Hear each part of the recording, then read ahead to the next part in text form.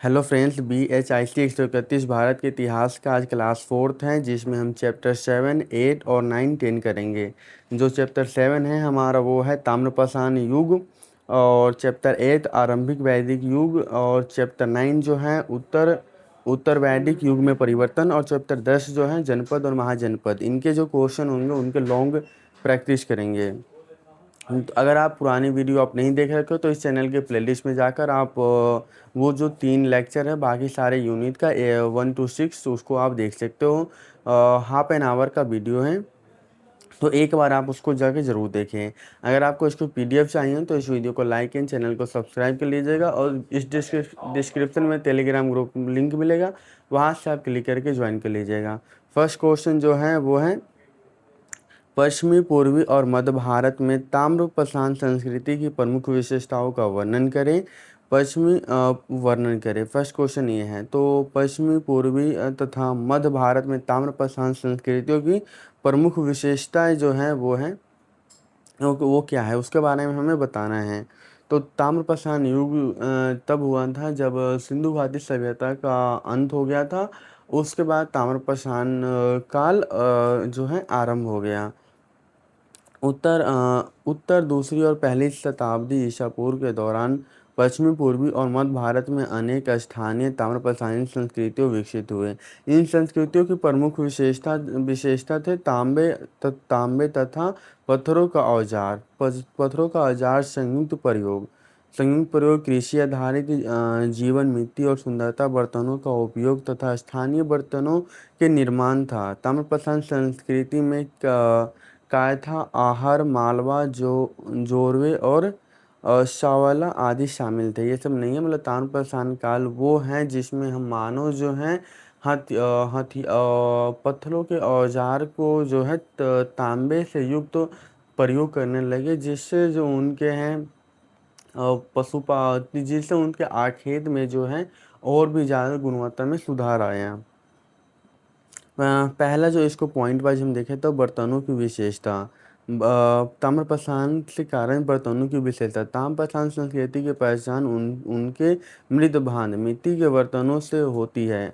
कायथा संस्कृति में हल्के गुलाबी, पीले तथा भूरे रंग के बर्तन मिले हैं। आहार या बनास संस्कृति में हमें काले और लाल रंग के बर्तनों को सफ़ेद रंग से चित्रकारी मिलती है। मालवा संस्कृति के बर्तनों में काले रंग के चित्र बनाए जाते थे। मालवा रंग की संस्कृति दैट मीन्स मध्य में जो है, मध्य प्रदेश वाले साइड में जो है काले रंग की संस्कृत के वो जो है काले रंग के मृद भांड बनाए जाते थे, मिट्टी के बर्तन।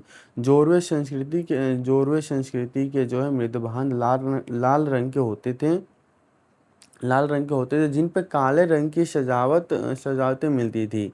घोड़े घड़े, कटोरे, लोटे, थालियाँ इत्यादि प्रमुख बर्तन थे ताम्रपाषाण संस्कृति का। ये हमारा हो गया बर्तनों की विशेषता जो हैं वो उत्तर में कैसे थे, मध्य में कैसे थे, और दक्षिणी भारत में लाल रंग के थे जिस पे काले धब्बे थे, मध्य में थे जो वो काले रंग के थे, और उत्तर में जो थे काले और लाल रंग दोनों के बर्तनों का प्रयोग किया जाता था। अर्थव्यवस्था उस समय की कैसी थी। अर्थव्यवस्था जो इस संस्कृतियों की अर्थव्यवस्था मुख्यतः कृषि और पशुपालन पे आधारित था। अधिकांश बस्तियां काली मिट्टी वाले क्षेत्रों में स्थित थी जो खेती के लिए उपयुक्त थी। लोग जो है गेहूं, बाजरा, धान, मसूर तथा अन्य फसलों की खेती करते थे। कुछ क्षेत्रों में कपास की खेती की जाती थी। काली मिट्टी के जो वो होते हैं वो कपास के लिए उपयुक्त माना जाता है। पशुपालन जो है ताम्रपाषाण काल के लोग जो हैं गाय, बैल, भैंस, बकरी, कुत्ता और सूअर आदि पशुओं को पालते थे। पशुओं को पालते थे। हड्डी का अध्ययन से ज्ञात होता है कि लोग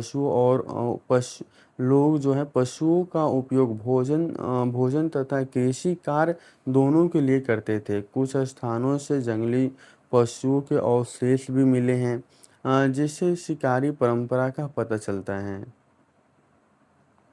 फोर्थ नंबर पॉइंट है मकान एवं बस्तियाँ। मकान एवं बस्तियाँ जैसे अर्थव्यवस्था हो गया, पशुपालन हो गया, बर्तनों की विशेषता हो गई, वैसे मकान एवं बस्तियाँ हो गया। मकान एवं बस्तियाँ हो गया, उसमें जो हो गए इस संस्कृति में जो लोग हैं मिट्टी के बर्तन, मिट्टी, पत्थर, बांस, लकड़ी के मकान बनाते थे। मकानों की दीवार मिट्टी से लिपी जाती थी तथा छत घास फूस की होती थी। कुछ स्थानों पे आयताकार गोलाकार घरों का प्रमाण मिले हैं। महाराष्ट्र के इनामगाह जैसे स्थलों में योजनाबद्ध बस्तियों का प्रमाण प्राप्त हुए हैं। औजार एवं धातु का ज्ञान होना। ताम्रपाषाण संस्कृति के लोग तांबे और पत्थर दोनों के औजार का प्रयोग करते थे। तांबे और पत्थर का उपयोग करते थे। कुल्हाड़ी, चाकू, तीर, कमान, मछली पकड़ने के लिए कांटे आदि औजार का प्रयोग करते थे। औजार जो हो गया तांबे जो है तांबे गलाने हेतु धातु का निर्माण भी कला का भी विकास हो चुका था। साथ ही मनको आभूषण, अलंकार, वस्तुओं का निर्माण भी किया जाने लगा। औजार एवं धातु का हो गया। तो अब हमारा जो पॉइंट हो गया वो हो गया। अब हो गया धार्मिक जीवन। इस संस्कृति में जो है देवी पूजा का महत्व दिया जाता था। मातृदेवी की मिट्टी और मूर्तियों के कई स्थलों प्राप्त हुए हैं। ये लोग प्राकृतिक और उर्वरक शक्ति की पूजा करते थे। कुछ स्थानों में पशु आकृति भी मिले हैं जो धार्मिक विश्वासों का संकेत देती हैं।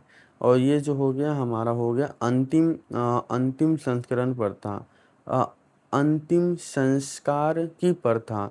ताम्रपाषाण काल में शवों को दफनाने की प्रचलित थी। कुछ स्थानों में बच्चों को कलश में दफनाया जाता था। मृतकों के साथ मिट्टी के बर्तन तथा दैनिक उपयोग वस्तुएं भी रखी जाती जिसके परोपकार में विश्वास रखते थे।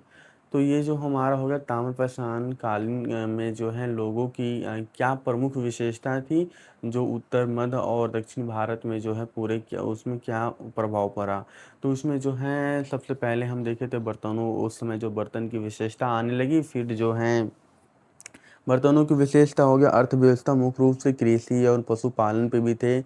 और पशुपालन में बहुत सारे जानवर भेड़, कुत्ते, बकरी ये सब पालने लगे वो। और जो है फिर उसके बाद जो हो गया हमारा कृषि वगैरह हो गया। और उसके बाद जो हो गया औजार एवं धातु, मतलब धातु में तांबे के यूज करने लगे। धातुओं में जो पत्थर और धातु को जो है संयुक्त रूप से यूज करने लगे। मकान उस समय के ताम्रपाषाण काल समय मकान जो थे वो थे जो थे बस्तियाँ टाइप की थी। और उस पे जो छतों पे घास वगैरह लगे रहते थे। और जो उस पे थे वो मिट्टी के लेप लगाकर वो करते थे। तो इनका जो कंक्लूजन हमारा हो गया वो हो गया पश्चिम पूर्वी तथा मध्य भारत में ताम्रपाषाण संस्कृति भारत सभ्यता के विकास का महत्वपूर्ण चरण थी। इस संस्कृति में मानव और अस्थायी जीवन, कृषि, पशुपालन, धातु का प्रयोग और सामाजिक संगठन था दिशा में आगे बढ़ा। यही संस्कृति आगे चलकर लौह युग में विकसित हुई और भारतीय सभ्यता की आधारशिला बनी। फर्स्ट क्वेश्चन हो गया। सेकंड क्वेश्चन जो है वो है, जैसे अब ताम्रपाषाण खत्म हो गया तो अब हमारा होता है वैदिक काल स्टार्ट होता है, जिसमें हम प्रारंभिक वैदिक काल के जो है विशेषता का वर्णन कर। प्रारंभिक वैदिक काल में विशेषता क्या थे? वैदिक काल वो थे जिसमें जो आर्य जो है भारत में आए थे। आर्य जो संस्कृत बोलते थे, अपने आप को उच्च मानते थे। मतलब जो संस्कृत बोला अपने आप को वो उच्च मानते थे। उस समय जो आए वो उनका जो प्रमुख था वो था पशुपालन था और खेती था। कृषि यानी पशुपालन और गाय को ज़्यादा महत्व दिया गया था इस वैदिक काल में। वैदिक काल में जो है साहित्यिक स्रोत से हमें पता चलता है। साहित्यिक स्रोत में आपका ऋग्वेद, सामवेद, यजुर्वेद, अथर्ववेद इत्यादि ये सब आ जाते हैं जो हमें बताते हैं वैदिक काल की विशेषता। वेद वो थे जो मौखिक रूप से एक दूसरे में ट्रांसफर किया जाता था ज्ञानों को। कई ऋषि मुनियों द्वारा आपस में वो दिया जाता था। ये वाले क्वेश्चन का जो है लगभग 50-60% यूनिट फर्स्ट में भी कर रखे हैं। अगर वो आप कर रखे हो तो इस वीडियो को आप 2x पे करके देख लीजिए, नहीं तो रिवीजन के लिए आप इसको सही से देख लीजिए। प्रारंभिक वैदिक समाज में जो है विशेषता का वर्णन करें। प्रारंभिक वैदिक समाज भारतीय इतिहास का एक महत्वपूर्ण चरण था। इसका काल लगभग 1500 ईसा पूर्व से 1000 ईसा पूर्व तक माना जाता है। 1500 ईसा पूर्व से 1000 ईसा पूर्व तक माना जाता है। इस काल की जानकारी मुख्यतः ऋग्वेद से प्राप्त होती है। आर्यों के भारत आगमन के बाद सप्त सिंधु क्षेत्र में इस समाज का विकास हुआ था। प्रारंभिक वैदिक समाज सरल ग्रामीण तथा जनजाति के रूप में था। सामाजिक व्यवस्था। प्रारंभिक वैदिक समाज पितृसत्तात्मक था। भारतीय परिवार समाज की छोटी इकाई थी। परिवार का मुखिया जो था पिता होता था, जिसे गृहपति भी कहा जाता था। समाज मुख्यतः 3 वर्णों में विभाजित है। ब्राह्मण, क्षत्रिय, वैश्य में 3 क्षेत्रों में विभाजित था। शूद्र वर्ग का उल्लेख बहुत कम मिलता है। उस समय जाति व्यवस्था कठोर नहीं थी। ये जाति व्यवस्था जब उत्तर वैदिक काल में आता है तो उस समय वो ज़्यादा कठोर होने लगता है और वो जाति व्यवस्था उसमें ज़्यादा होते लगता है। लेकिन वैदिक काल का आरंभिक काल में कोई जातिवाद नहीं था। स्त्रियों के जो थे स्त्री जो थे वो बेहतर उसमें जो था उनको शिक्षा का अधिकार था। उन्हें गृह का एक तो मुखिया माना जाता था। मतलब ज़्यादा कोई दिक्कत नहीं था उस टाइम पे। ये उत्तर वैदिक काल में दिक्कत होने लगा। तथा व्यवसाय में परिवर्तन का स्वतंत्रता थी। सामाजिक व्यवस्था पितृसत्तात्मक था। दूसरा जो वगैरह परिवार में स्त्रियों की स्थिति। परिवार एक संयुक्त होते थे जिनमें स्त्रियों की स्थिति सामान्यजनक थी। उन्हें शिक्षा प्राप्त करने का यज्ञों में भाग लेने का अधिकार था। ग्रानी और मैत्री जैसे विदुषी का उल्लेख मिलता है कि बाल विवाह और पर्दा प्रथा का प्रचलन नहीं था। विवाह एक पारिवारिक संस्कार था। अब जो हमारा हो गया आर्थिक जीवन जो प्रारंभिक वैदिक समाज अर्थव्यवस्था मुख्यतः पशु पालन पर आधारित था। गाय सबसे महत्वपूर्ण संपत्ति मानी जाती थी।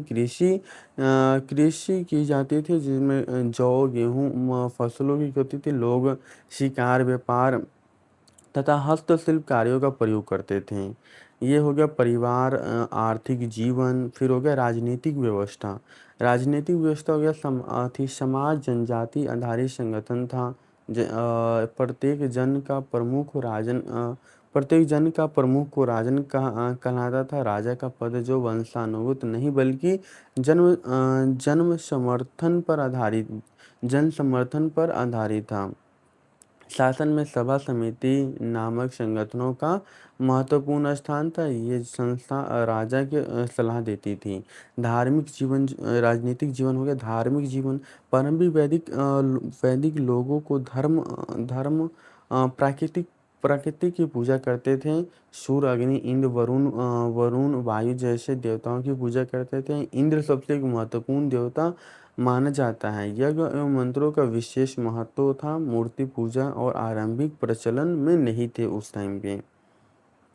शिक्षा एवं संस्कृति। शिक्षा के माध्यम से मौखिक था। वेदों का ज्ञान गुरुओं द्वारा ऋषियों को सुनाकर दिया जाता था। संगीत, काव्य तथा वैदिक मंत्रों का विकास इसी काल में हुआ है। संस्कृत भाषा का प्रयोग किया जाता था।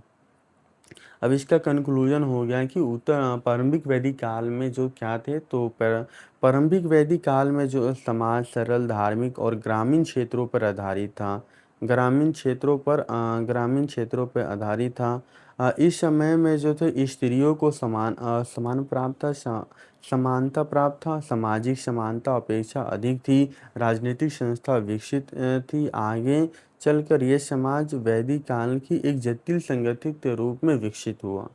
तो क्वेश्चन नंबर 2 हो गया। इसकी पीडीएफ आपको टेलीग्राम ग्रुप पे लिंक मिल जाएगा, नहीं तो आप कमेंट कर दीजिए, हम आपको बता देंगे कैसे मिलेगा। डिस्क्रिप्शन में टेलीग्राम ग्रुप लिंक है। 2 क्वेश्चन हमारे हो गए, 3 क्वेश्चन और बचे हैं और अप्रोक्स 15 मिनट हो गए, तो 10-15 मिनट में ये तीनों क्वेश्चन भी कर देंगे। उत्तर वैदिक काल में अर्थव्यवस्था की विशेषता क्या थी? उत्तर वैदिक काल। उत्तर वैदिक काल जो है उसमें अर्थव्यवस्था की विशेषता क्या थी? उत्तर वैदिक काल लगभग 1000 ईसा पूर्व से 600 ईसा पूर्व तक माना जाता है। इस काल में जो थे आर्य समाज सप्त सिंधु क्षेत्र से गंगा यमुना मैदानी क्षेत्र में आगे बढ़ा। प्रारंभिक वैदिक काल की तुलना में उत्तर वैदिक काल की अर्थव्यवस्था विकसित एवं जटिल हो गई। कृषि पशुपालन उद्योग तथा व्यापार में महत्वपूर्ण प्रगति हुई। कृषि का विकास उत्तर वैदिक अर्थव्यवस्था मुख्य आधार कृषि मुख्य आधार जो था कृषि था। इस काल में लोहे के औजार का प्रयोग जंगल साफ के लिए लोहे के औजार का प्रयोग जो था जंगल साफ के लिए किया गया और खेती का विस्तार किया। हल बैल और सिंचाई के साधन का प्रयोग किया गया। गेहूँ जौ धान तिल और दालें की खेती की जाती थी। कृषि उत्पादन बढ़ने से लोगों के जीवन अधिक अस्थायी और समृद्ध होने लगा। पशुपालन का महत्व में मेन रूप से अगर क्वेश्चन कुछ भी है वैदिक काल उत्तर वैदिक काल या जो था इन सब क्वेश्चनों में एक कॉमन सी चीज़ें हैं या आपको हड़प्पा सभ्यता वगैरह कोई भी क्वेश्चन इसमें जो है आपको कृषि पशुपालन ये सब आपका ये दो पॉइंट जो हैं ये हर क्वेश्चन में आना ही आना है, चाहे कुछ भी आप पॉइंट लिखिए। कृषि पशुपालन और इसको डिटेल में लिखिए। जैसे ताम्रपाषाण काल में ऊपर देख के आए थे जिसमें तांबे और लोहे का दोनों का संयुक्त प्रयोग होने लगा। इसमें जो थे वैदिक काल में लोहे का प्रयोग होने लगा तो लोहे से हल वगैरह का प्रयोग हुआ जिससे खेती का विस्तार हुआ। ये कुल मिलाकर मेन 2-4 पॉइंट आप याद रख लोगे तो आप कोई भी क्वेश्चन में ये 2-4 पॉइंट से 100-150 वर्ड आराम से लिख सकते हो। पशुपालन का महत्व कृषि के साथ साथ पशुपालन भी एक अर्थव्यवस्था का महत्वपूर्ण अंग माना जाता है। गाय की संपत्ति का प्रतीक माना जाता है। लोग जो था गाय बैल भेड़ बकरी इत्यादि पालते थे। बैलों का उपयोग हल चलाने के परिवहन के में किया जाता था। लोहे की तकनीकी का प्रयोग उत्तर वैदिक काल में सबसे महत्वपूर्ण विशेषता लोहे का उपयोग था। लोहे के औजार की खेती सामान्य हुई तथा उत्पादन में वृद्धि हुई। इससे आर्थिक विकास को गति मिला। जंगलों की सफाई और नए क्षेत्रों में बसावट संभव हुआ मतलब लोग बसने लगे। उद्योग एवं शिल्प लोहे की तकनीकी का उपयोग उद्योग एवं शिल्प इस काल में विभिन्न प्रकार के उद्योगों और शिल्प का विकसित हुआ। बढ़ई लोहार सुनार कुम्हार बुनकर तथा चमड़े के कार्य करने वाले लोग महत्वपूर्ण थे। धातु का निर्माण मिट्टी के बर्तनों तथा वस्त्र निर्माण का विकास हुआ। अब वो 5वां नंबर पॉइंट हो गया व्यापार एवं वाणिज्य। उद्योगों का महत्व व्यापार एवं वाणिज्य 5वां नंबर पॉइंट हो गया। व्यापार का विस्तार होने लगा। वस्तुओं को जो है विनिमय प्रथा के माध्यम से आदान प्रदान होता था। बाद में सिक्क शतमान आदि धातुएं मुद्राओं का उपयोग प्रारंभ हुआ। व्यापारिक मार्ग का महत्व बढ़ा तथा दूर दराज क्षेत्रों में व्यापारिक संबंधों का विस्तार हुआ। संपत्ति और कर भूमि पर निजी अधिकार की भावना विकसित होने लगी। राजा और प्रजा कर वसूल करते थे जिसे जो है बलि कहा जाता था। कृषि उत्पादन का एक भाग कर के रूप में लिया जाता था। इससे राज्य का आय में वृद्धि होने लगी। और ग्राम आधारित अर्थव्यवस्था उत्तर वैदिक समाज मुख्यतः ग्रामों में निवास करता था। ग्राम आर्थिक जीवन का केंद्र थे। जीवों और कृषि पालन पर आधारित ग्रामीण सभ्यता आत्मनिर्भर थी। तो ये जो हमारा हो गया वो उत्तर वैदिक काल में जो अर्थव्यवस्था में क्या योगदान था, कृषि की विशेषता, पशुपालन, लौह तकनीकी, उद्योगों एवं शिल्प, व्यापार वाणिज्य, संपत्ति और कर व्यवस्था, ग्राम आधारित अर्थव्यवस्था। तो अब इसका कंक्लूजन हम देखते हैं। जो सारांश होता है वो सारा आप इसे देखिए पर एक लिख दोगे आप। उत्तर वैदिक काल में भारतीय अर्थव्यवस्था जो है कृषि प्रधान होते हुए भी अधिक विकसित और संगठित हो गई थी। लोहे का उपयोग कृषि विस्तार, उद्देश्य, उद्योग धंधों के व्यापार में वृद्धि थी। आर्थिक जीवन में कई दिशा भी यही परिवर्तन आगे चलकर महाजनपद और नगरों सभ्यता के विकास का आधार बना। तो हमने दो क्वेश्चन और है। ये जो है फोर्थ नंबर जो क्वेश्चन है वो हमारा है, महाजनपद के उत्थान से आप क्या समझते हैं। महाजनपद के उत्थान से आप क्या समझते हैं। महाजनपद 16 महाजनपद थे जिन पे जो है शासन किया गया। महाजनपद उत्तर वैदिक काल के बाद में राजनीतिक, सामाजिक और आर्थिक परिवर्तन तेजी हुई। लगभग 600 ईसा पूर्व के आसपास छोटे छोटे जनों और जनपदों का विकास बड़े राज्यों में परिवर्तन हुआ, जिन्हें महाजनपद कहा गया। महाजनपद का अर्थ होता है बड़ा जनपद या विशाल राज्य। बौद्ध ग्रंथ के जो है अंगुतर निकाय में 16 महाजनपद का उल्लेख मिलता है। जिसमें सबसे बड़ा जो महाजनपद है वो मगध महाजनपद था, जिनने सभी महाजनपदों को एक साथ मिला लिया। महाजनपदों के उत्थान का कारण। महाजनपदों का उत्थान का था लोहे तकनीकी का विकास। महाजनपद की विशेषता क्या थी, मतलब इसका जो है उत्थान का कारण क्या बना। तो लोहे के औजार का प्रयोग जंगल की सफाई के लिए होने लगे थे। हम देख सकते हो आप वैदिक काल में और उत्तर वैदिक काल में इनका विस्तार हुआ था, जिससे कृषि भूमि का विस्तार हुआ और उत्पादन बढ़ा। कृषि विकास ने बड़े राज्यों के निर्माण में सहायता प्रदान करी।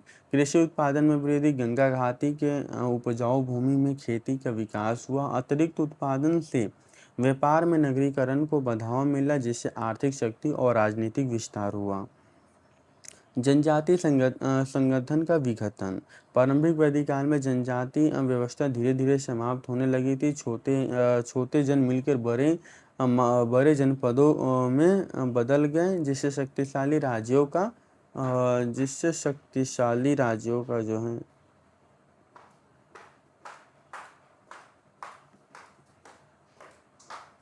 क्वेश्चन नंबर जो है जनजाति संगठन का विघटन। प्रारंभिक वैदिक काल में जनजाति व्यवस्था धीरे धीरे समाप्त होने लगी थी। छोटे जन मिलकर बड़े जनपदों में बदल गए, जिससे शक्तिशाली राज्यों का निर्माण हुआ। फोर्थ नंबर पॉइंट होगा व्यापार और नगरीकरण। व्यापार के विकास में नगरों का उदय हुआ। व्यापारिक मार्ग समृद्ध हुआ, जिससे राज्यों को कर मिलने लगा, जिससे प्रारंभिक शासन व्यवस्था मजबूत हो गई। 5 नंबर पॉइंट है महाजनपद शासकों में अस्थायी सेना और संगठन प्रशासन की स्थापना की गई, जिससे वे अपने क्षेत्रों का विस्तार करने में सफल हुए। 6 नंबर जो पॉइंट है हमारा है राज्यों के बीच प्रभुत्व स्थापित करने की होड़ बंधी। शक्तिशाली राय जो है छोटे राज्यों को अपने अधीन कर लिया, जिससे बड़े महाजनपदों का निर्माण हुआ। तो इस जो थे मतलब जो अर्थव्यवस्था विकसित होने लगे थे, जिनके कारण जो छोटे राज्य थे वो बड़े राज्यों में कन्वर्ट होने लगे और एक महाजनपद का निर्माण ले लिया। इन सभी कारणों से 16 महाजनपद हुए, जिसमें अंग, मगध, काशी, कौशल, वज्र, मल्ल, चेरी, वत्स, पूर्व, पंचाल, सूरसेन, अवंती वगैरह, गंधार, कम्बोज, ये सब थे। एक 16 महाजनपदों का ये जो निर्माण हुआ। महाजनपदों की विशेषता। महाजनपद की विशेषता थे बड़े और संगठित राज्य बने। राजधानी और प्रशासनिक व्यवस्था विकसित थी। कर व्यवस्था और अस्थायी सेना का विकास हुआ। व्यापार और नगरीकरण का बढ़ावा मिला। कुछ महाजनपद राजतंत्र थे, जबकि सब गणतंत्र थे। मगध का उत्थान जो है महाजनपदों में मगध शक्तिशाली उभरा। इसके उत्थान के प्रमुख कारण थे पहला था उपजाऊ भूमि, लौह अयस्क की उपलब्धता, गंगा नदी दोआब, व्यापारिक सुविधा, जिससे उपजाऊ भूमि आपको हमेशा मिलते रहा, वहाँ पे कृषि पशुपालन का ज़्यादा बढ़ावा मिला। शक्तिशाली शासक बिंबिसार और अजातशत्रु। शक्तिशाली शासक बिंबिसार और अजातशत्रु बने। मगध आगे चलकर मौर्य साम्राज्य की स्थापना का आधार बना। अब इसका निष्कर्ष जो है निष्कर्ष क्या है? महाजनपद का उत्थान भारतीय इतिहास में राजनीतिक संगठन और राज्य निर्माण की दिशा में महत्वपूर्ण कदम था। कृषि, व्यापार, लौह तकनीकी और प्रशासनिक विकास ने कई राज्यों को मजबूत बनाया। महाजनपदों के उदय से आगे चलकर विशाल साम्राज्य का निर्माण का मार्ग प्रशस्त किया गया। अब ये हमारा लास्ट क्वेश्चन है। मगध तथा वत्स महाजनपद पे जो है नोट लिखे, इनको बारे में बताएं। तो मगध महाजनपद जो है मगध प्राचीन भारत का सबसे शक्तिशाली महाजनपद था।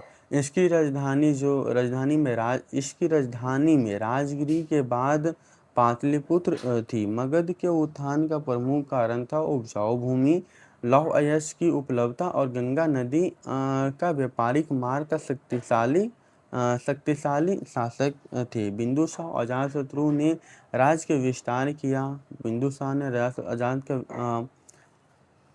विस्तार किया। मगध ने अंग, काशी तथा विज जैसे राज्यों को जीतकर अपनी शक्ति बढ़ाई। आगे चलकर यही राज्य मौर्य साम्राज्य की स्थापना का आधार बना। वत्स महाजनपद जो है वत्स एक महत्वपूर्ण महाजनपद था जिसकी राजधानी कौशाम्बी थी। यह गंगा यमुना क्षेत्रों में स्थित होने के कारण व्यापार और वाणिज्य का प्रमुख केंद्र था। वत्स में राजतंत्र शासन व्यवस्था थी। यहाँ के प्रसिद्ध शासक उदयन थे, जिसका उल्लेख बौद्ध और संस्कृत साहित्य में मिलता है। वत्स अपनी आर्थिक समृद्धि और व्यापारिक गतिविधियों तथा सांस्कृतिक विकास के लिए प्रसिद्ध था। बाद में अवंती और मगध की शक्ति से सामने कमज़ोर होने लगा। तो थैंक यू फ्रेंड्स। ये जो है हमारा यूनिट में जो है 4-5 क्वेश्चन की हम प्रैक्टिस किए हैं। क्वेश्चन तो और भी बहुत हो सकते हैं, लेकिन जो है मेनली जो हर टॉपिक से 1-2 क्वेश्चन जो हैं, हर चैप्टर से 1-2 क्वेश्चन की प्रैक्टिस कर रहे हैं।